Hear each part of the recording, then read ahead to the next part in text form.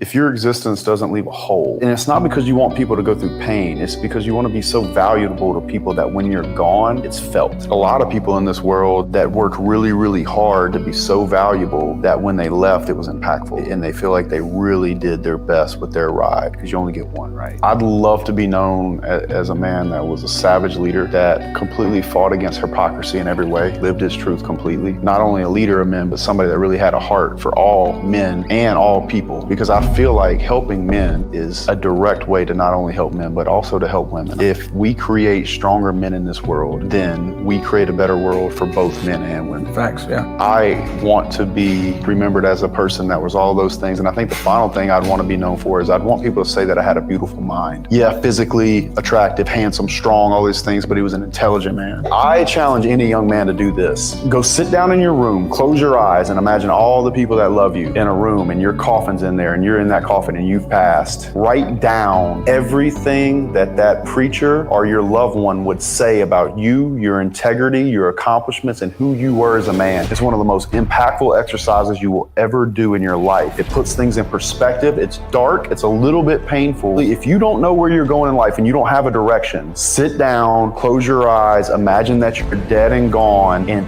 think about the overall story of how they would talk about you at your funeral with your loved ones in the room and you laying there in that casket. It's a very powerful exercise. I advise all young men to do it. It will really help get your perspective of your life, where you're going, what you're currently doing, in line, and kind of put a foot in your ass, because it's a dark thing to do, but I think it's a very healthy thing for any man to do and to revisit. There's one thing that's guaranteed in life, and that's death. And the thing you guys got to understand is that on your tombstone, it's going to have your birthday followed by your death day. And what you're defined by is a dash in between. What did you do during that fucking dash? Right. And I don't think enough guys take that seriously. During that dash, did you create a legacy or did you embarrass the legacy? Did you make the people around you better or did you be a detriment to society? Are people proud to carry your last name? Is your son going to be able to walk into a room and people are going to respect him off of your accomplishments? Or that he's going to be embarrassed, he's going to have to change his last name because of your failures? Right. Is the woman that you had, is she going to be proud and be able to sit there and actually cry real sobs of sorrow? Yeah. Because you passed away, or is she gonna cry tears of joy because you're a fucking loser and she's gonna get a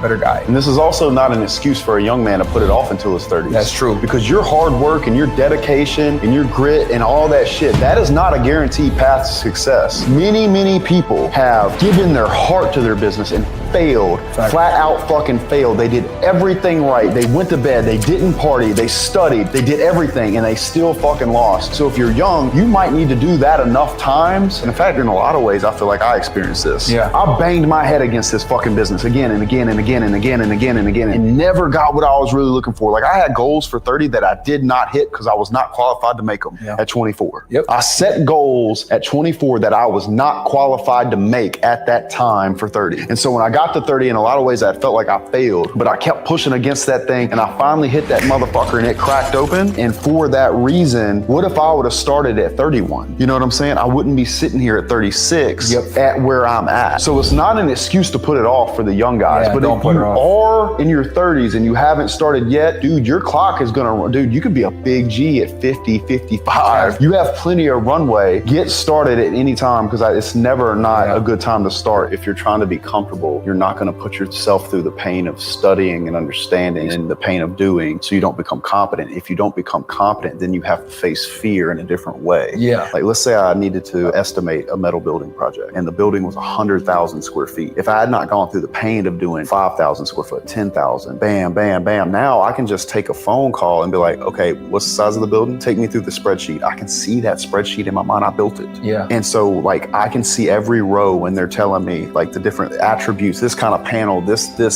kind of walls, got a weld over here, this kind of roof, boom, boom, boom, boom. And I'm like, how much? And did you put this in there? Did you account this? Okay, cool. Send out the bid. That bid might be 700, 800 grand. Just one project, boom.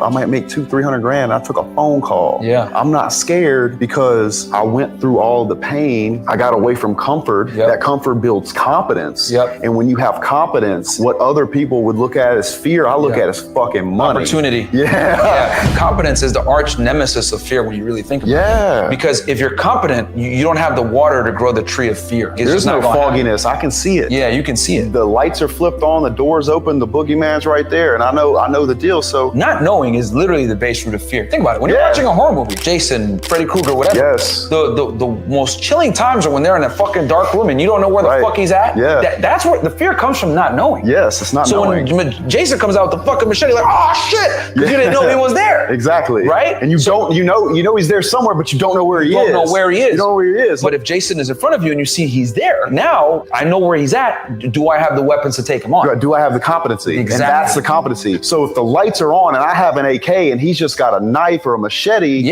the risk is still there, but I'm competent enough to shoot straight. And I think that's what stops people from stepping into that room and stepping into that arena and taking action in their life. It's that cycle of those two things. And it really does come down to a lack of fucking competence. Right. And how the inaction ends up snowballing into fear and then inaction again. And that's the equation of failure, my friends. Because lack of competency inevitably creates fear. Right. Understand that once you achieve a certain level of competency, you'll no longer look to your father to meet it because you'll find it within yourself. You'll be able to start to guide yourself once you get to a certain level. And so that is your job and only your job to do. And please don't ever make the mistake of thinking your father owes you something. You yourself have everything you ever need to be your own father if you go take it and really take responsibility over where you land in your life. In no way, shape, or form do I look at my father and think that he is going to be any reason why I succeed or fail in life. Once you get to a certain place inside of yourself, that you'll find that you are all that you're actually going to need, and you'll be the only guiding factor that is going to be necessary for you to do what you set out to do. And getting a mentor is really important too, and you got to understand sometimes you might outgrow your mentor, and there's nothing wrong with that. So your dad might be your first mentor, you outgrow that, now it's time to upgrade and get a more advanced mentor, and there's nothing wrong with that. Every father that really loves his son, his goal is for his son to be better than him. Absolutely. It's the only man you want to be better than you in a lot of ways. Your job as a son is to surpass your father, and if you don't, quite frankly, you're a fucking failure. So there's nothing wrong with getting a mentor and outgrowing a mentor. That's a sign that you've grown, and you might have to go ahead and scale up and get a better mentor. I think it can turn in time. I think we're filling a gap of either fathers or big brothers that loved guys enough to actually hit them upside the fucking head.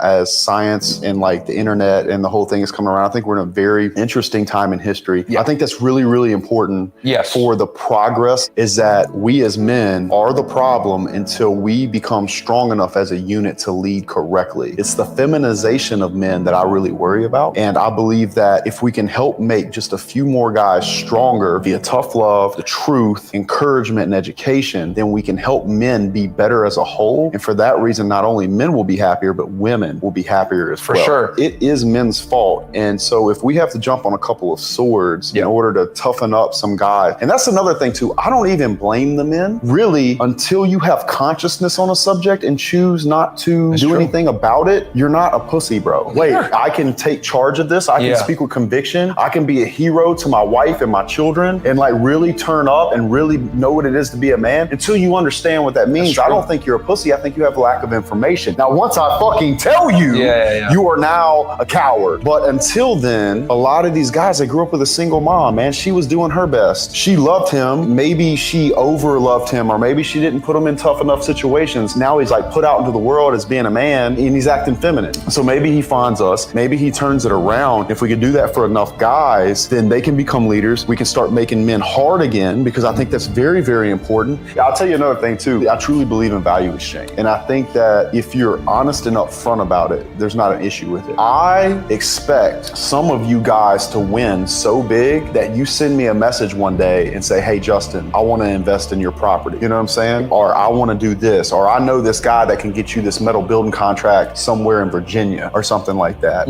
Exchange of value is real. And that's profit is not a bad word. Making money together is not a bad word. So like, I think most people are close enough to get their fitness right somewhere between 6 months and 18 months, depending how far off you are. If you were to really, really get after it and really dedicate yourself to it.